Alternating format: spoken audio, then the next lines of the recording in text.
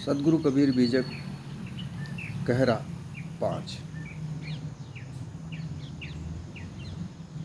राम नाम भजु राम नाम भजु चेत देखु मन माही हो।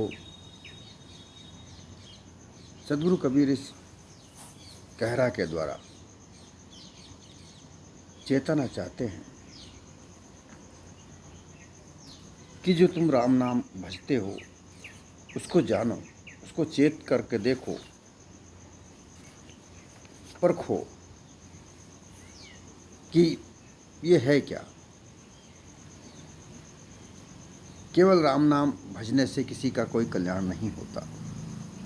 ये सदगुरु कबीर इस कहरा के द्वारा चेताना चाहते हैं कि हे मनुष्यों, वेद शास्त्र वाणी कल्पना से माना हुआ राम सर्वगुण परमात्मा और नाम निर्गुण परमात्मा मानकर जो उनका भजन कीर्तन नाम स्मरण भाव भक्ति कर रहे हो, सो उस कल्पना से तुम्हारा भव बंधन नहीं छूटेगा। राम इस सर्वगुण है, सर्वगुण परमात्मा अर्थात दशरथ का पुत्र, या 10 अवतार जितने भी हैं,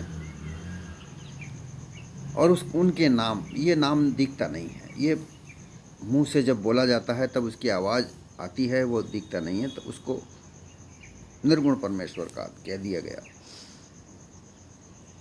परंतु केवल राम नाम के जाप करने से किसी का कल्याण नहीं होता, ये भव बंधन नहीं छूटेगा।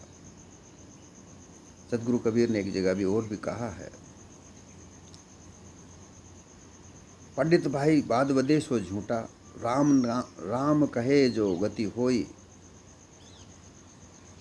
तो खांड कहे मुख मीठा। अगर राम राम राम राम करने से गति हो जाती हो, भवबंधन छूट जाता हो, तो खांड खांड खांड खांड कहने से मुंह मीठा हो जाना चाहिए।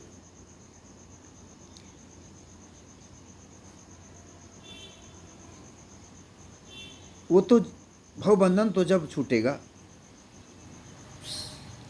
जब तुम भ्रम कल्पना को छोड़ोगे,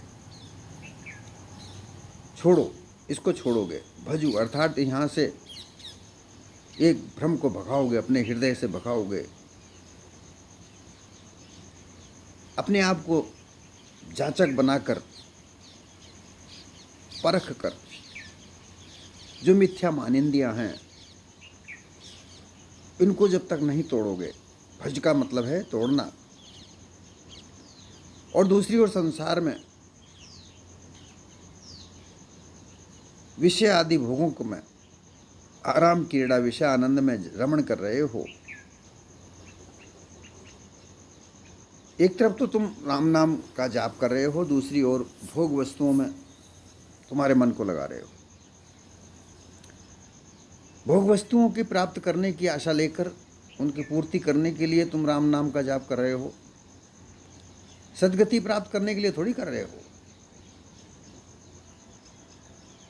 इसलिए तुम पहले यह देखो, मन के अंदर चेत करके, जागृत होकर के, अपनी गफलती को त्याग कर, ये जो विषय आनंद की जो गफलती तुम्हारे चढ़ी हुई है, जिसमें तुम जिस तरीके से शराबी नशे में चकनाचूर होकर बेभान होकर घूमता है, उसी तरीके से तुम भी बेभान होकर केवल राम नाम का जाप करने से अगर तुम्हारा कल्याण हो जाए ऐसा समझते हो, तो ऐसा बिल्कुल नहीं होगा।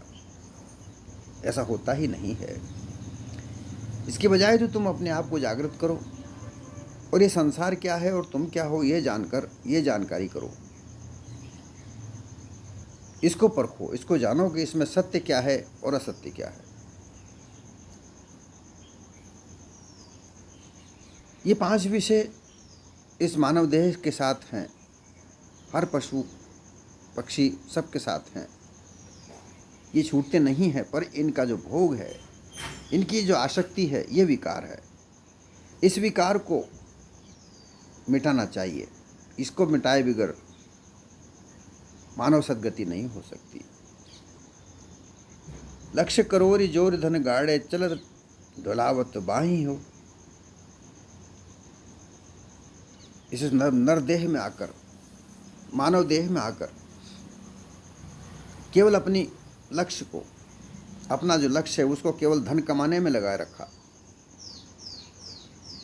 धन है तो सब कुछ है ऐसा मान लिया गया, और फिर धन कमाने के लिए जो रास्ता चुना उस रास्ते को छल कपट पाखंड झूठ धोखा इनके आधार पर बनाया और खूब धन कमाया।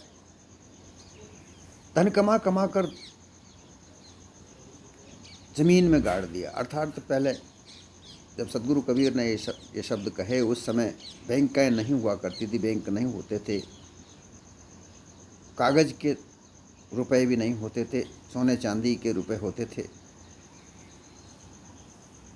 तो जो ज़्यादा धन कमाया जाता था तो उसको वो सुरक्षित करने के लिए ज़मीन में गाड़ दिया करते थे।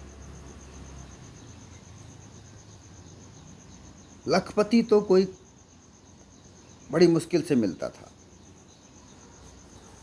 हजार भी बहुत मुश्किल हुआ करते थे। सदगुरु कहते हैं कि तुमने जो धन जो कमाया, लाख करोड़ धन कमाया, उसको तुमने ज़मीन में गाड़ दिया। और चलत डोलावत बाही हो, और जब ये देह छूटती है तो उस धन में ही तुम्हारी मनसा लगी रहती है। हाय मेरा धन छूटा, हाय मेरा धन छूटा। सारी रत्न जवाहर सोने चांदी इत्यादि कीमती बहुमूल्य वस्तुएं जो तुम जोड़ जोड़ कर एकत्र करके जमा किया, वह संपत्ति कोई चोर डाकू नहीं ले जाए, उनसे छुपा करके कहीं गुप्त स्थान पर जमीन में गाड़ देते हो। किंतु उक्त धन का अभिमान तुम्हारे नस नस में भरा हुआ है, उस धन का अहंकार भरा हुआ है, मेरे पास इतना सारा धन है। और उस घमंड में इधर उधर खूब ऐंठ कर चलते फिरते हो, और मेरे बराबर ऐसा कोई धनवान नहीं है, ऐसा मानकर तुम अपने से सबको छोटा मानते हो। और जब तुम उस धन का अध्यास तुम्हारे तन मन वचन में चढ़ा हुआ रहता है, तुम उसके अलावा किसी और बात को सोचते विचारते ही नहीं हो, और राम का नाम भी लेते हो तो केवल उस धन की सुरक्षा के लिए ही लेते हो, कहीं चोर नहीं ले जाएं, मेरी धन की सुरक्षा करना। पर ये धन कैसे कमाया? पाप कर्मों से कमाया, छल कपट पाखंड झूठ से कमाया। इस धन से तुमने कभी परमार्थ कार्य नहीं किए, कभी साधु संत जनों का यथा योग्य सेवा सहायता नहीं किया, विचार पूर्वक नहीं लगाया, भूखे को कभी खाना नहीं खिलाया, गरीब दीन दुखी को कभी कोई सहायता नहीं की, और अंत में उसको गाड़ दिया। और उस धन के घमंड में आकर तुम अपनी बाहें फैला फैला कर चलते हो। बाबा बाबा और पर पाजा, जिनके यह भुई भांडे हो। तुम्हारे दादा पिता पितामह, कहीं बाबा को कहीं दादा को, आज भी बाबा को कहते हैं पर पाजा, अर्थात पितामह, बूढ़े दादा, वृद्ध पितामह, ऐसे 3-4 पीढ़ी या उनके पहले परंपरा से चले आ रहे तुम्हारे जिन पूर्वजों की भूमि अर्थात पृथ्वी, जमीन, खेती बाड़ी एवं भांडे, मिट्टी के बर्तन, तांबा पीतल लोहे कांसे के धातुओं के बर्तन और अनेक धन संपत्ति जो धन पदार्थ हैं, मकान, हवेली, कोठी, दरबार इत्यादि सब कुछ अभी जो तुम्हारे पास में जमा है, ये सब तुम्हारे पुरखों से चला आ रहा है। और इसको तुम मेरा धन, मेरी ज़मीन, मेरा परिवार, मेरे बर्तन, ये सब मेरे व्यवहार में चल रहा है, ये मेरे काम के हैं, मैं इनका उपयोग करूँगा, मेरे बिना गृह गृहस्थी का व्यवहार नहीं चलेगा, 2-4 दिन भी मैं कहीं चला जाता हूँ तो मेरा सारा कारोबार खराब हो जाता है, ऐसा तुम समझते हो। ऐसा क्या होता है? वास्तवता में ऐसा है। कहीं तुम बाहर चले जाते हो तो क्या तुम्हारी गृहस्थी का कार्य रुक जाता है? परिवार के कोई अन्य व्यक्ति तुम्हारे बगैर क्या खाना नहीं खाते? क्या खाना नहीं बनता? या कोई अन्य कार्य तुम्हारे बगैर नहीं होते? सब अपने अपने कार्य होते हैं। हाँ, कोई कार्य विशेष में तुम्हारी सलाह या जहाँ तुम्हारी आवश्यकता है वह कार्य तुमसे ही होते हैं, और ऐसे कार्य हमेशा नहीं होते, वो कभी कभी होते हैं। परंतु फिर भी तुम ऐसा सोचते हो, मेरा कार्य, ये मेरा परिवार, मेरे अलावा नहीं चल सकता, और अपने दादा परदादा पुरखों के द्वारा दिया हुआ तुम्हारी संपत्ति को लेकर तुम घमंड में, उसके अहंकार में फूले नहीं समाते और फूल फूल के चलते हो। अपने से बड़ा किसी को मानते नहीं हो, सबसे बड़ा तुम अपने आप को सिद्ध करना चाहते हो। ये सब अहंकार रूपी है। इस संसार में ये अहंता, ये अहंकार ही इस मानव तन को मानवता से भुलाता है, पशुआ कर्मों में लगाता है। ये हमेशा सोचने की बात है। पिछली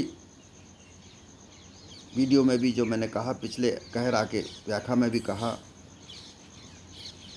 कि अभिमान धन का, संपत्ति का, पुत्र कलत्र परिवार का, ऊंचे पद का, ये प्राप्त करना, पुरुषार्थ करके इनको ग्रहण करना, ये अच्छी बात है, बुरी बात नहीं। परंतु इनका अहंकार करना, ये बुरी बात है।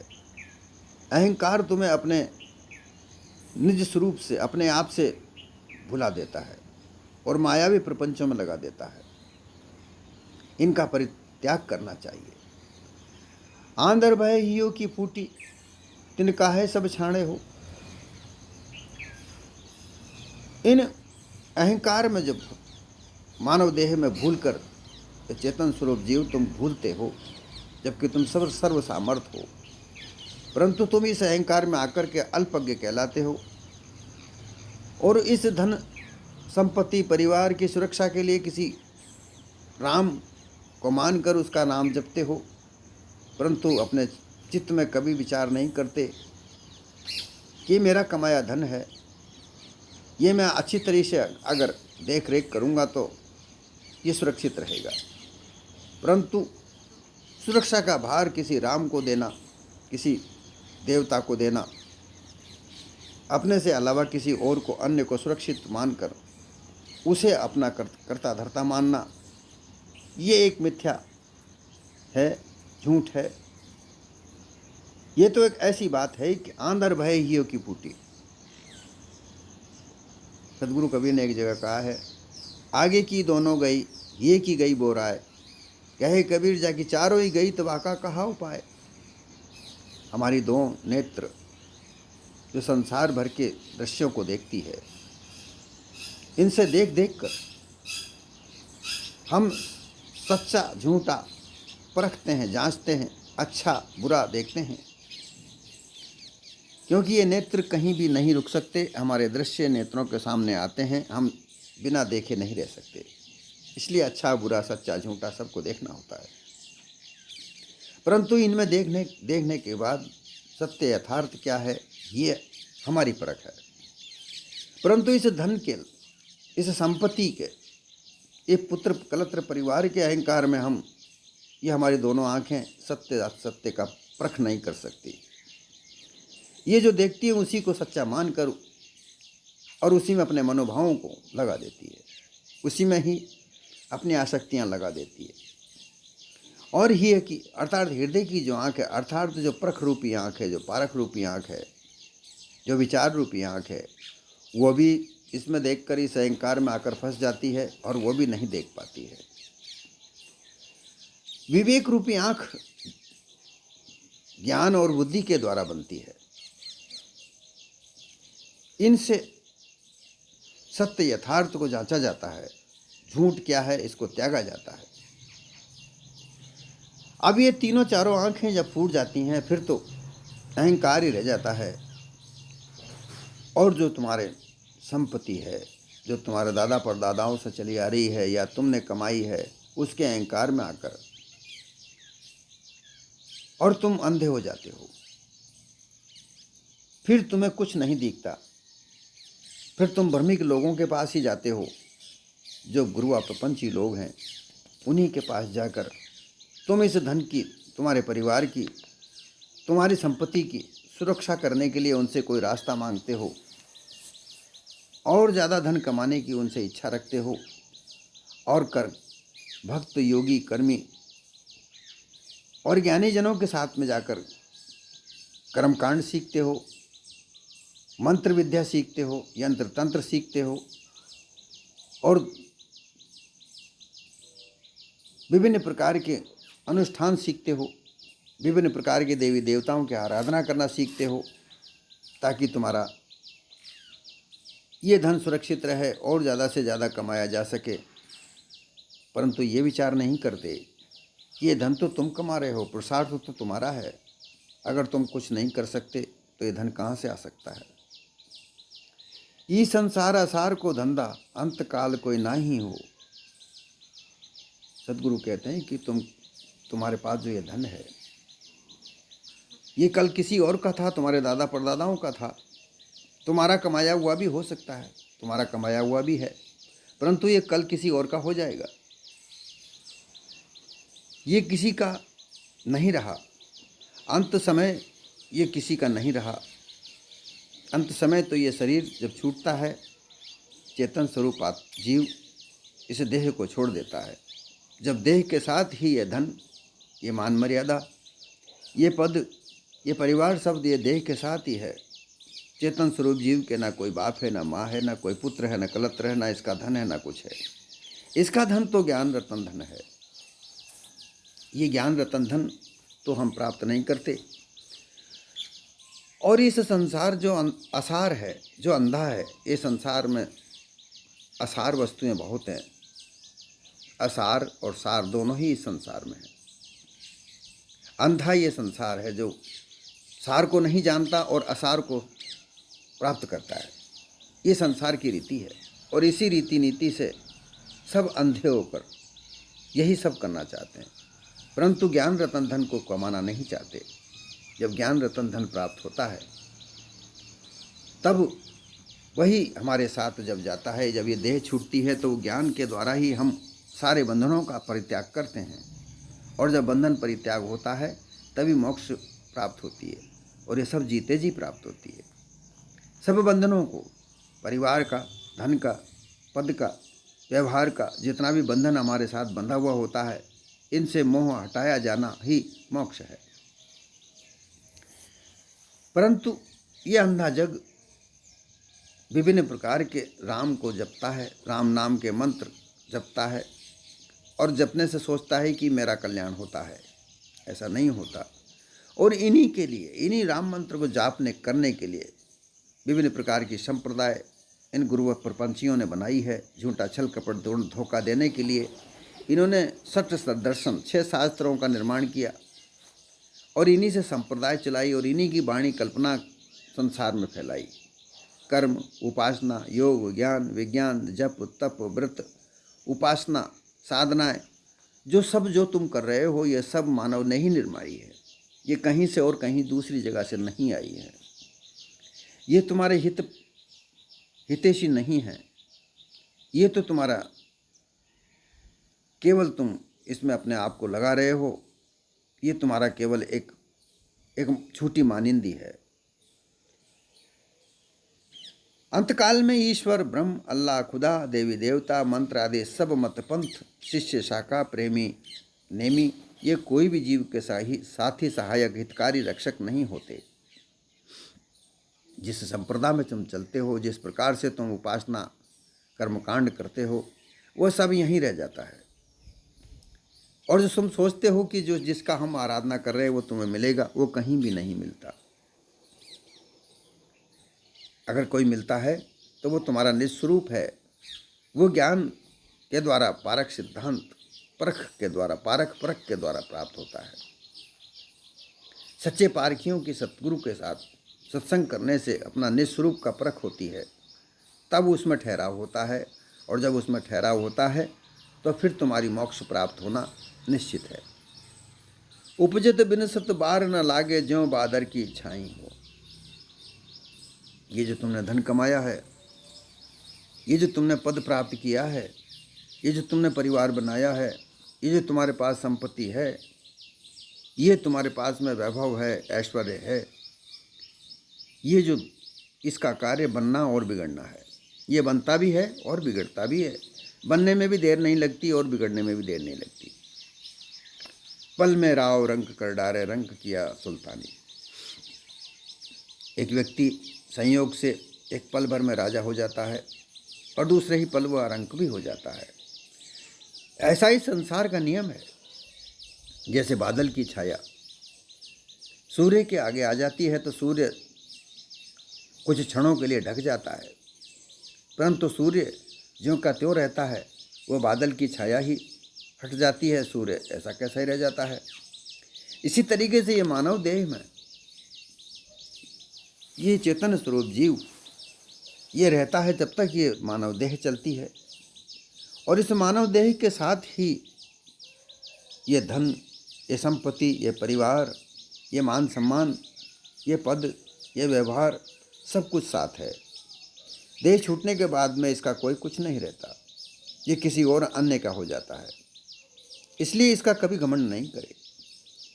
जड़ाध्यासी जीव 4 खाने 84 योनियों में जाकर जन्म लेता है, फिर उत्पन्न होता है और फिर इस देह को छूटने के बाद फिर विनष्ट जाता है, ऐसा मान्यता है। परंतु यह चेतन स्वरूप जीव का ना तो जन्म होता है ना इसका कोई मरण होता है। ये सब देह बनती है, देह बिगड़ती है, परंतु कर्मफल जैसे जैसे कर्म किए जाते हैं मानव देह के साथ, जो कर्म लगे हुए हैं मान्यताओं के अनुसार जो कर्म किए जाते हैं, उनका भास वही अध्यास बनकर इस चेतन स्वरूप जीव के साथ जीव जड़ बीज रूप में जाता है और उन्हीं से संस्कार बनता है और फिर उन्हीं के आधार पर यह देह को प्राप्त करता है। इसलिए इन सब काल्पनिकता को त्याग कर अपने निस्वरूप की स्थिति को प्राप्त करना चाहिए। अपने निस्वरूप की स्थिति प्राप्त करने के लिए ये सब काल्पनिकता को त्याग कर, अहंकार को त्याग कर सच्चे सद्गुरु की शरण में रहना चाहिए और अपने चेतन स्वरूप को जानना चाहिए। नाता गोता कुल कुटुंब सब इन कर कौन बढ़ाई हो। इस देह के साथ नाता गोता लगे हुए हैं। पिता पुत्र का नाता, माता पुत्र का नाता, भाई बहन का नाता, भैया भैया का नाता, नाना मामा फूफा चाचा मौसी बुआ मित्र सखा, ये सब नाते गोते इस देह के साथ लगे हुए हैं। कुल कुटुंब, कुल किस कुल से हो, तुम्हारा कुटुंब क्या है, ये सब इनकी क्या मान बढ़ाई। ये मान बढ़ाई अहंकार उत्पन्न करती है। हम इस कुल के हैं, हमारा कुल सबसे ऊंचा है। ये ऊंच नीच, ये भेदभाव कुटुंब परिवार के आधार पर होता है, जिससे इसे चेतन स्वरूप जीव को अहंकार पैदा होता है। और इस अहंकार से मानव कल्याण नहीं है, मानव कल्याण नहीं होता। इसमें तो अहंकार की उपज है और अहंकार अज्ञानता की उपज है। अज्ञानता में ही ये मानव ये कुटुंब परिवार नाता जाति संबंध ये सब मानता है। अज्ञानता जब नष्ट हो जाती है तो तब मानवता केवल मानवता रह जाती है।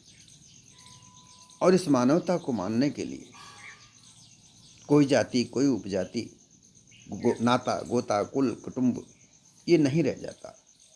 तब सीधा सच्चा मानव रह जाता है और इस मानवता में ही सबका कल्याण है। सठ दर्शन के भेष साहब ने एक जगह कहा है, मीमांसा कहे सब कर्मी है। मीमांसा शास्त्र जो है उसका सिद्धांत है कि सब कर्मकांड के आधार पर मानव जीवन का कल्याण होता है।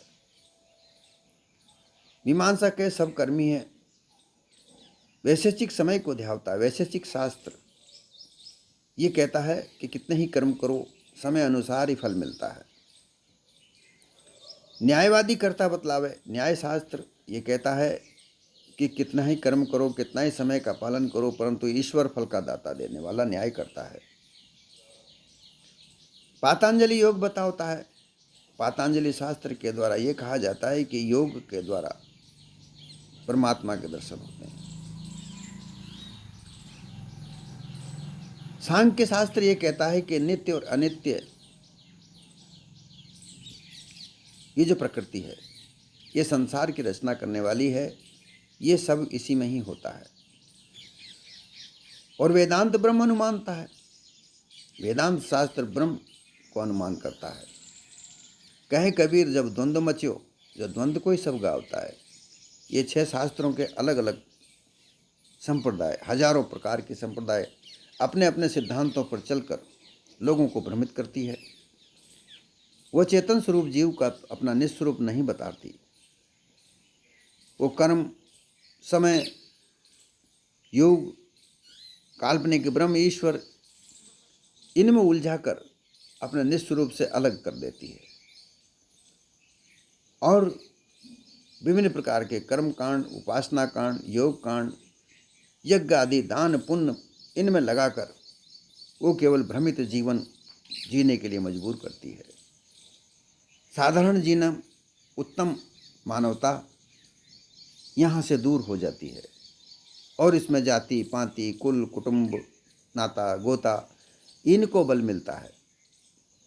और ऐसा बल मानव जीवन को अंधकार के रास्ते पर ले जाता है, जहाँ अहंकार है, अहंकार से अंधकार है, अंधकार का मतलब है अज्ञानता। अज्ञानता में जीने के लिए मजबूर करने वाला ये संप्रदाय अपने निस्वरूप की जांच परख नहीं होने देते। इसलिए सदगुरु कबीर कहते हैं कि तुम सच्चे सदगुरु की सत्संग करके इन काल्पनिकता का, इन कल्पना का परित्याग करो, अपने निस्वरूप की पहचान करो, तब तुम्हें पता चलेगा कि संसार में सत्य और असत्य क्या है। कहे कबीर एक राम भजे बिनु बूढ़ी सब चतुराई हो, राम भजे बिनु। अब देखिए सदगुरु कबीर राम किसको मानते हैं। बड़ी विचित्र शब्दों का प्रयोग करते हुए सदगुरु कबीर अपने चेतन स्वरूप जीव की परख करने के लिए कितनी गहराई से कहते हैं।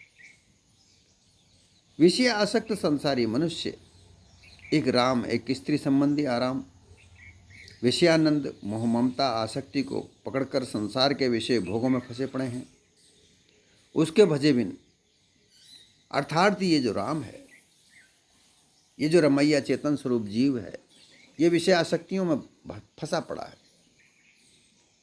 इसको विषय आसक्तियों से अलग किए बिना, यहाँ से किए बिना, इस राम को वहाँ से अलग हटाए बिना, विषय आसक्तियों को भंजन किए बगैर, हटाए बगैर, ये सब संसार की चतुराई है। ये सब संसार की चतुराई, विषय आसक्तियों में फंसाने की चतुराई है। इसी में सारा जग बंधा पड़ा है। परंतु इस चतुराई को वहाँ से, इस चतुराई को मिटाकर सत्य यथार्थ ज्ञान प्राप्त करके इस रमैया राम को विषय आसक्ति से हटाकर अपने निज स्वरूप की पहचान किए बगैर मानव जीवन का कल्याण नहीं है। ये मानव जीवन इसी चतुराई में पड़कर आवागमन के चक्रव्यूह में उलझता है, बार बार गर्भ अवस्था में जाता है। वेशधारी योगी, ज्ञानी भक्त संसार के गृहस्थ प्रपंचों को बंधन रूप जानकर छोड़ भी दिया, परंतु वे एक राम, आत्माराम सर्वत्र परिपूर्ण व्यापक है। वही आत्माराम ब्रह्म जगत में एक अद्वैत है, ऐसा अनुमान कल्पना से मिथ्या मानंदी करके, मैं एक अद्वैत हूँ ऐसा अनुमान कल्पना मिथ्या मानंदी करके गाफिल हो रहे हैं। एक आत्माराम है जिसको आत्मा स्वरूप कह देते हैं। ये आत्माराम घट घट में बैठा हुआ है। इस आत्माराम को मानकर भक्त लोग, योगी लोग, ब्रह्मज्ञानी लोग ये आत्माराम को मानकर, मतलब यहाँ भी वो चेतन स्वरूप जीव के निज स्वरूप से अलग कोई दूसरा करता धरता है, ऐसी मानंदिय में उलझ जाते हैं और वाणी जाल का उलझाव में फंसकर, वाणी जाल के घेरे में उलझकर अपने आप को भूल जाते हैं। इसी प्रकार एक अद्वैत ब्रह्मवाद आत्मावाद के भ्रम धोखे को अच्छी तरह से परख करके त्यागे बिना, उस भ्रम से अगर भागे बिना योगी ज्ञानी भक्तों की संपूर्ण चतुराई, बुद्धिमत्ता, होशियारी, प्रवीणता, सारा जीवन सागर में डूबा रहता है, कल्पना में ही डूबा रहता है।